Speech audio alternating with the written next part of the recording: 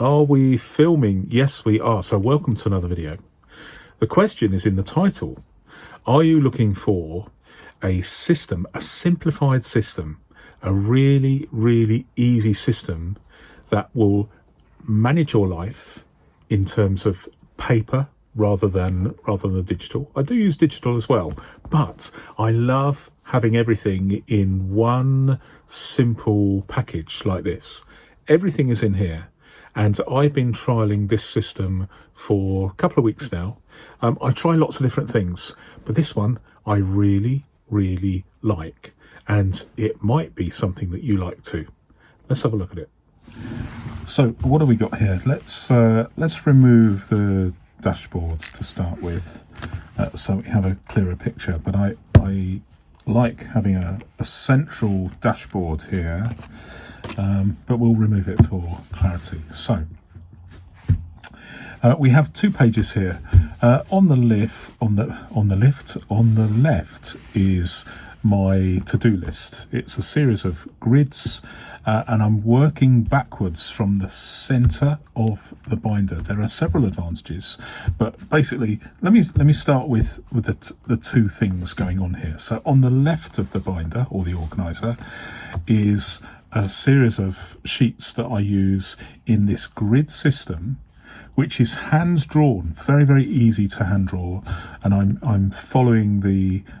using the grids, I'm aligning the grids with the rings because it just makes it just looks visually appealing, and it's a therapeutic thing to do. So no ruler required, just draw freehand, and it's working for me. So it's obviously very, very simple.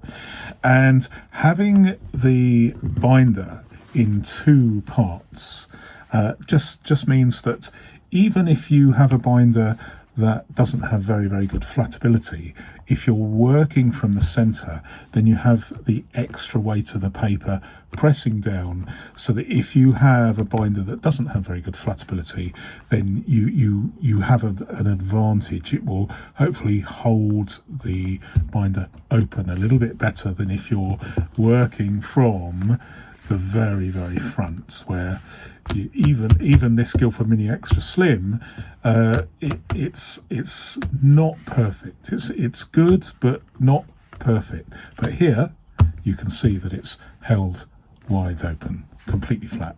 So so we work on the left hand side with these to-dos, task 1, 2, task 3, 4, 5, 6, etc. And then we keep on going. So I don't necessarily need to draw the grids in all the time, but let's for the purposes of demonstration, I'm just going to draw them in nice and easy. There we go. And I find that very therapeutic. So we can carry on and on and on and on. Do I need to library books due? Well, I've done that, so I crossed it out. So it's actually working very, very well on the left hand side, and I've been trialing this for a couple of weeks now. I may change in the future or try different things, because obviously I'm interested in the way things work, paper from a paper point of view. But I do recommend this if you want a very, very basic hand-drawn system, such as it is. So the left-hand side, you go through your tasks, your to-do list, if you like, as per normal. But this is where this is slightly different. So what have I got here? I've got a date, and I've actually put an explanation here. So next appointment goes here. So basically, if you have an appointment, then you will write a date. There's no diary, pre-printed diary per se. It is just a stack of paper. Let's go here. So we've got a blank piece of paper. So if you had an appointment, you just put the date, and then you have an entire side and then a second side to write anything you want. So this is like the equivalent of a a day on 2 pages, which is more than enough real estate for most people. But of course, if you needed even more, you could just add a second page. So you could put TBC at the bottom, or 1 of 2, or 1 of 3, or whatever, and you could just follow into the next page. So this gives you tremendous real estate for any given appointment. And there's room here. I guess there's room with 11mm rings to have as many as potentially, I mean, this is Clairefontaine 50 GSM paper, which is very, very thin, good quality. I thoroughly recommend it. And I'll leave an affiliate link in a pinned comment if you're interested in that. Difficult to get hold of in the US, but certainly it's widely available, very, very, very cheap in the UK. I would just add a date, and then I would just well, it's self-explanatory. Each appointment has its own 2-sided page. There we go. And there's plenty of room since it's not necessary to hold pages with no appointments. And this is the crucial thing. Because as an example, and I've just had to mock this up by removing my actual 7 appointments and all my tasks or my to-do list, just for the purposes of privacy. But basically, as I write this, I actually have 7 appointments. So imagine 7 appointments stretching over the next few months. These are critical appointments, not including birthdays, because I don't put birthdays in here.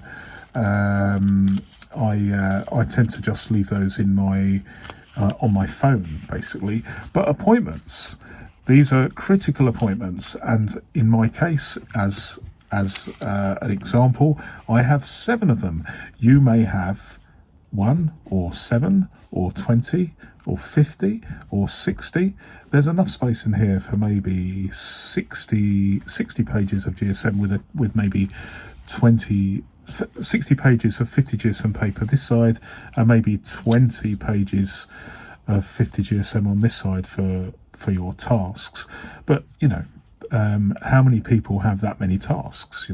So this simple system allows for a huge amount of space for each appointment without the binder being so overloaded, because you are including every single day of the week, every day of the month, every day of the year. The bottom line is, if you can get your head round the idea that it says here Wednesday 8th of Jan, and let's say the next one is the 12th of February. Well, you know that if there is no appointment for Thursday the 9th of Jan, because there isn't one written down, then that day is free. And that is the crucial thing. You lose a little bit of convenience because it's more difficult to flick through this to find a free day to write an appointment. But so long as you can get used to the idea of, if there's no date written down here already, then the appointment is there's you've got a free day. If you can get your head around that, then this works really, really well and solves that perennial problem of what to do with not having enough space in your binder, or indeed, and this is crucial as well, getting to the point. I mean, I'm recording this at the very beginning of the year. As we know, it's tricky to get hold of. It's tricky to you would have to buy or print the following year, the subsequent year to this one, if you wanted to have an appointment, say, again on the 8th of Jan next year. You'd have to actually get those inserts, or at least draw them. But if you're drawing them, you might as well have this system. For me, I have found, because as an example, I've only got, I think, 7 or 8 appointments, at least at the moment. I can achieve that with just 7 or 8 pieces of paper in here. And of course I'd have plenty of spare pages at the back, so that at a moment's notice, when I plan another appointment, I could just take a spare page and add it. And when I write it down, all I have to do is remove it, and I just fit it in to the numerical list of appointments. So I just open the rings and fit it in at the appropriate point, so that everything remains in chronological order. And that works very, very well for me. Now, the advantages of this, as you know, are many. I personally think, even though this is hand drawn, I think that it looks neat and tidy. I'm a big fan, as you know, if you've looked at previous videos, I'm a big fan of the grid system of to-do lists. That seems to work very, very well. But having just a bunch of appointments here without having any pages that are unused, that also works very, very well. And it gives you the opportunity of plenty of real estate to write any extra details of this appointment, rather than just note it in. Possibly you might have something, at least in a mini size binder, you might have a week on one page. Well, it doesn't give you much room to expand on the details of the given appointment. But in this system, it is infinite, because if you can fill in this page with details of the appointment, and then the reverse side, you can then pick another page and carry on, so it is literally unlimited from a point of view of real estate for writing things down, and it's unlimited from a point of view of moving into the future. So I might, for instance, if I have an appointment in 2 years' time, I could write it down in here. It would be at the very, very back of my appointments. But this kind of appointments diary means that there is no restriction as to the length of time it's going to be before that actual specific appointment. So it works very well. Obviously, the cost is a consideration as well.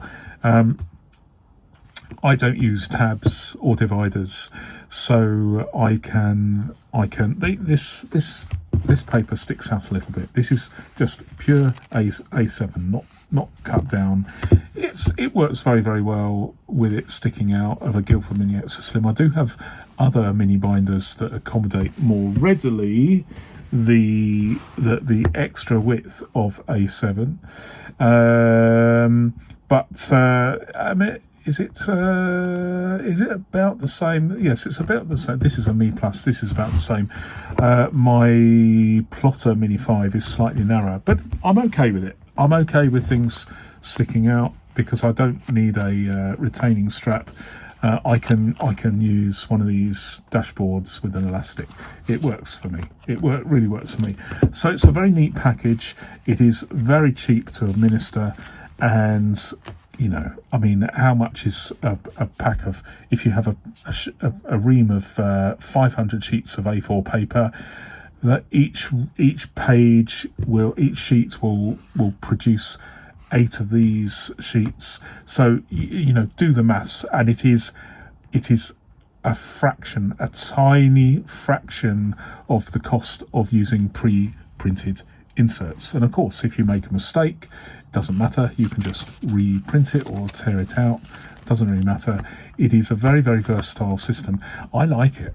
I mean, I have tried many different systems, as it were, but I really like this, and I'm just using it for my personal to-dos and my personal appointments, keeping it completely separate from business.